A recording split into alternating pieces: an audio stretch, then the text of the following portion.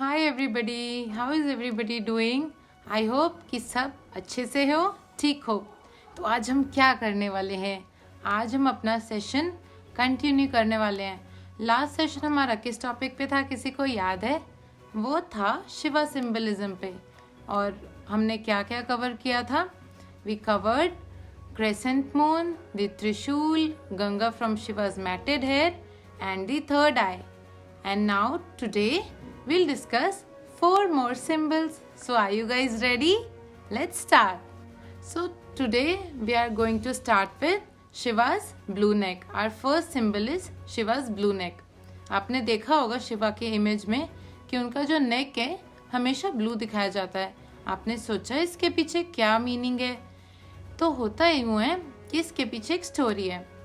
समुद्र मंथन जब होता है तो जो मिल्की ओशन होता है वो चर्न हो रहा होता है और उसमें से बहुत सारी चीज़ें निकल रही होती है। तो उसमें से एक पॉइजन निकलता है जिसको हलाहल कहते हैं। तो पॉइजन बहुत ही डेंजरस होता है। तो जब वो पॉइजन निकलता है वो फैलने लगता है और सब परेशान हो जाते हैं कि इस पॉइजन का क्या करना चाहिए। तब Shivji comes, he scoops out the poison and then he drinks it. But neither does he take it in nor he spits it out.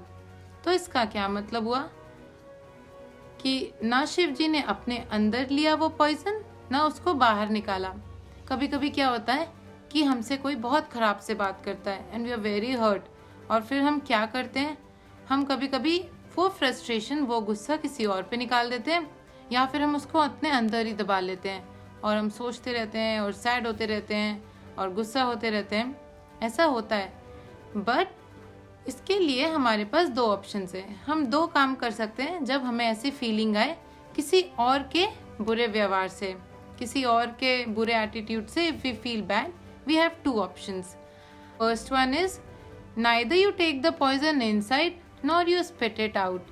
आप अपने को भी हार्म मत करो, दूसरे को भी हार्म मत करो, अपना माइंड यूज करो और उसको जाने दो। Just leave it and forget it.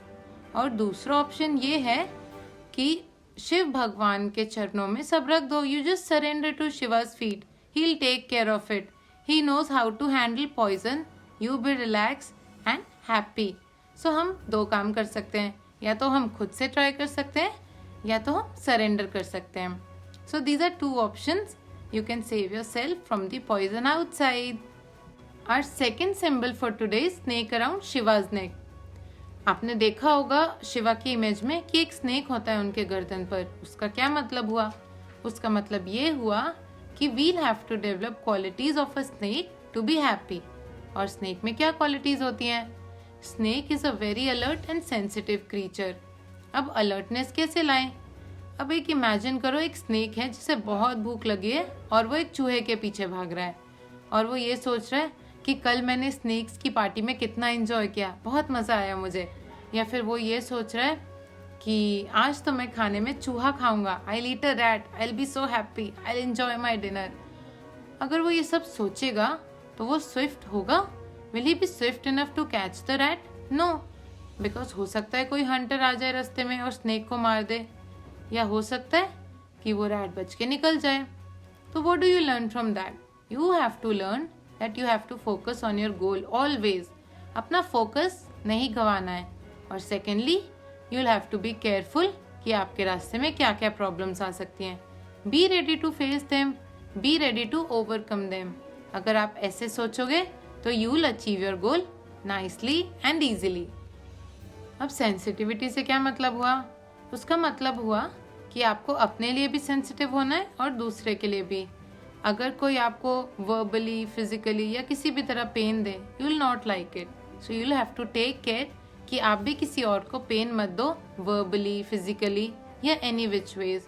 Don't give any kind of pain to anybody because you yourself wouldn't like it. जैसे अब स्नेक बिना रीजन के किसी को बाइट नहीं करता है। He never hurts anyone without a reason. अगर आप उसे डराओगे, उसे छेड़ोगे, तब तो ऑब्वियसली वो बाइट करेगा, क्योंकि फर्स्टली उसके पास इतना ब्रेन नहीं है आपकी तरह शार्प कि वो बहुत सारी चीज़ें प्रोसेस कर सके, और सेकेंडली सेल्फ डिफेंस में अपना बचाव करना इज़ ऑल राइट। तो आपको भी बहुत सेंसिटिव रहना है। दूसरे के लिए और अपने लिए किसी को भी बिना वजह हार्म नहीं पहुंचाना है, इस बात का ख्याल रखना है आपको। Our third symbol for today is the डमरू। आपने देखा है डमरू कैसे बजता है? You constantly have to twist your wrist like this to play the डमरू। तो और डमरू में से कैसी साउंड आती है? It comes and it fades again, it comes and it fades again।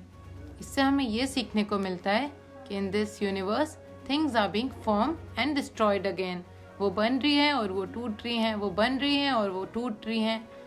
So अगर हमारे साथ कुछ ऐसा होता है जो हमें सैड करता है, जो हमें सैडनेस देता है, वी हैव टू रियलाइज कि अगर आज कोई चीज़ हमें सैडनेस दे रही है तो कल कोई और चीज़ आएगी जो हमें हैप्पी करेगी।